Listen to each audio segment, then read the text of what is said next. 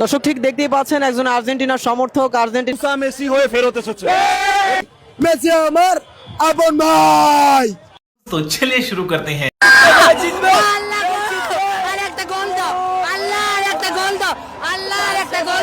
আল্লাহ তোমার বড় দোয়াটা পড়ি।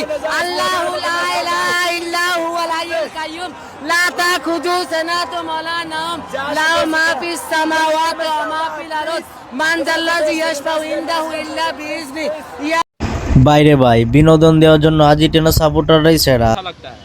আজকে যে ফেরাউনের পতন হয়েছিল মুসার হাতে, সেই মুসা মেসি হয়ে ফেরত এসেছে।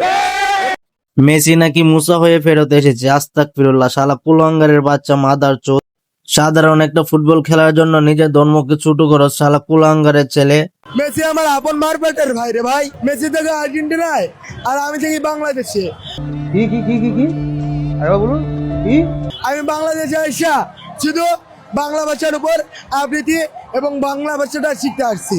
মেসি আমাকে কিছুক্ষণ আগে ফোন করছে, বলছে যে শফিকুল ছোট ভাই তুই খালি আমার জন্য একটু দোয়া করিস যেন আমি এবার ওয়ার্ল্ড কাপটা জিততে পারি, বিশ্ব ওয়ার্ল্ড কাপটা জিততে পারি। সুটিয়ে লাল করে দেবো, নোংরামি বার করে দেবো। দর্শক ঠিক দেখতেই পাচ্ছেন একজন আর্জেন্টিনার সমর্থক আর্জেন্টিনার জন্য নামাজ পড়ছে এবং নামাজে কিন্তু কান্নাকাটি করছে, এমন চিত্রটি কিন্তু দেখতে পাচ্ছেন। আমার মনে হয় কিয়ামতের আর বেশি দিন বাকি নেই, তার প্রমাণ হচ্ছে এটা।